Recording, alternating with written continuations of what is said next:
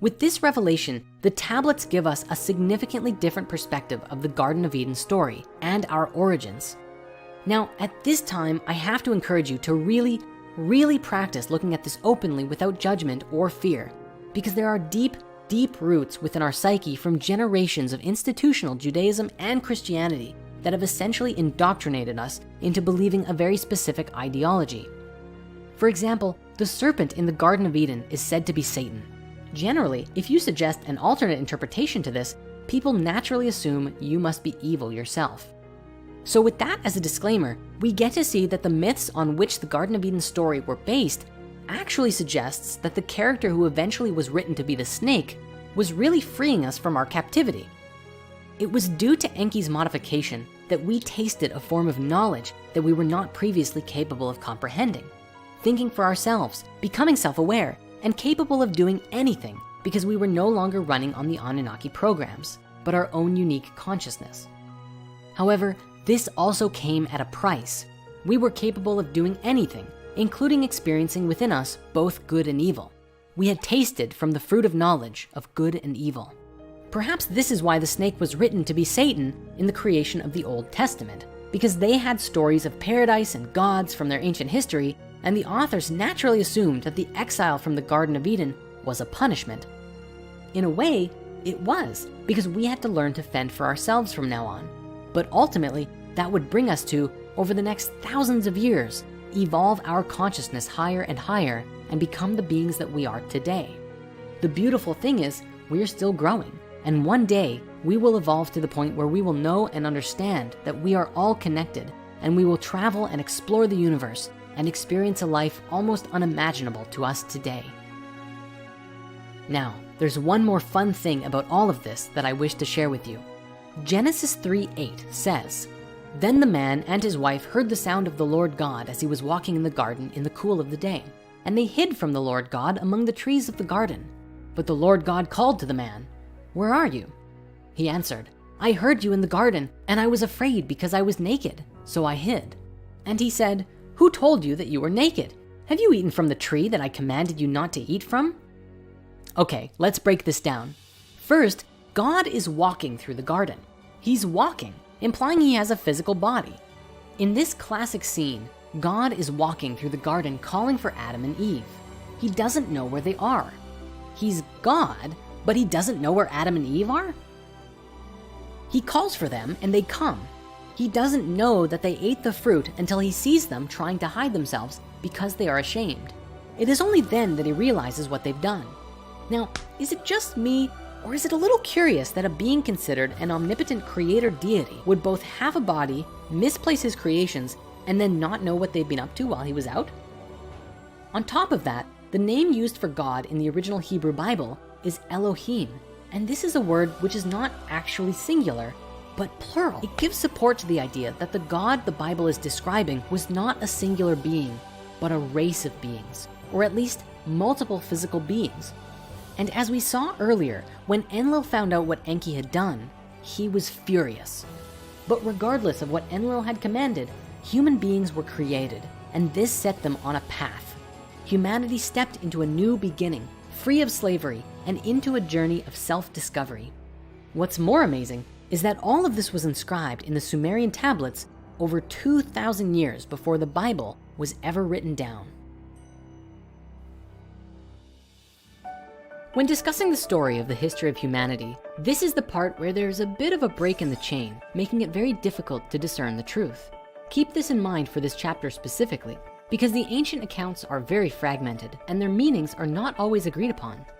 You see, most stories in the Sumerian tablets document the creation of humanity and then usually are fragmented until the story of the flood. The flood is a huge discussion of its own and one that we're going to be exploring very soon. However, there is a big mystery of what happened in the middle. In order to make sense of it, we have to look to a few different sources. It's definitely one of those subjects that I really encourage keeping an open mind about, because there are several different key versions and stories about what happened, from James Churchward's account of Mu, to the Book of Enoch, to Plato's account of Atlantis, which may have even come from ancient Egypt. Along with that, we will also touch upon the Emerald Tablets of Thoth and other myths and legends from around the world, and of course, Drumvalo's account from his books, The Ancient Secret of the Flower of Life, which, as we mentioned before, did an amazing job of putting a complete story together only a few decades ago. According to Drumvalo's version, from the time of Adam and Eve, our race developed in two strains. One that could live free from enslavement, although they were still monitored, and the others that were destined for a life of slavery. After the first humans were born, they moved away from Eden to another part of Africa or Eurasia, where they were allowed to grow and develop their consciousness. Eventually, there was a consciousness shift, and these early humans migrated to a place that was very isolated from the rest of the world. The place that we moved to was called Mu, though commonly today it's known by the name Lemuria. When you begin to research Lemuria, you find some interesting things. The original theory for Lemuria was that it actually was an island or a stretch of islands located in the Indian Ocean, connecting Madagascar to India. The name Lemuria actually came about from a 19th century controversy over Darwin's origin of species. Defenders of his theory had trouble explaining how a certain species, specifically lemurs, became distributed in Madagascar and India, but not in Africa or the Middle East, connecting the land masses. It became suggested that at one point, a land bridge existed in the Indian Ocean, which they named after the lemurs they were studying. Thus the name Lemuria came to be. The concept of Lemuria was quite popular for a while, before losing relevance due to the evolution of continental drift theory, where the continents existed together as Pangaea. The name Lemuria was then later applied in modern spiritual circles to the legends of Mu, which is sometimes also called Pacifica. Anyway, so what is Mu? Well, the legend of Mu first began in the writings of Augustus Le Plongeon, after his investigations of the Mayan ruins in the Yucatan. His work with translating parts of the Popol Vuh led him to believe that Mu was associated with the lost continent of Atlantis, and wrote about it as such. However, Mu as a lost continent in the Pacific began with a man named James Churchward, who met with Plongeon and his wife in 1885 after their 12-year excursion in the Yucatan. The hypotheses are featured in a series of books written by Churchward between 1926 and 1933. He claimed that when he was a young man serving as a soldier in India, a high-ranking temple priest showed him an ancient set of clay tablets that only 2 others could read. James said that he convinced the priest to teach him the ancient language, and that upon reading them, he learned that they came from a place where man first appeared, Mu. James gave a vivid account of an ancient advanced civilization, the Nakals, who flourished sometime between 50,000 and 12,000 years ago. Mu was said to have 64 million inhabitants and 7 major cities, with colonies established throughout the other continents. The entire population was separated into 10 tribes and followed one government and one spirituality. He said that the continent was located in the Pacific Ocean and was 5,000 miles east to west and 3,000 miles from north to south. He also stated that it had massive plains, vast rivers, rolling hills, large bays and estuaries, and that eventually it was obliterated in almost a single night after a series of earthquakes and volcanic eruptions. After Mu sank, its inhabitants would become the founders of the great civilizations of Egypt, Central America, India, and others, and was the source of the world's ancient megalithic architecture.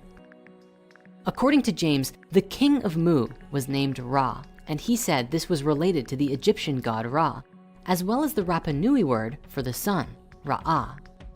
Looking to the Bible, James also made a note that Moses had trained by the Nakal Brotherhood in Egypt, and he believed that the Assyrians mistranslated the Garden of Eden story, suggesting that it should have been in the Pacific Ocean.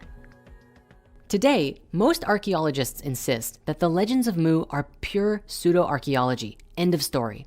But what I find interesting about this is that at the very least, there's some evidence that appears to support the idea.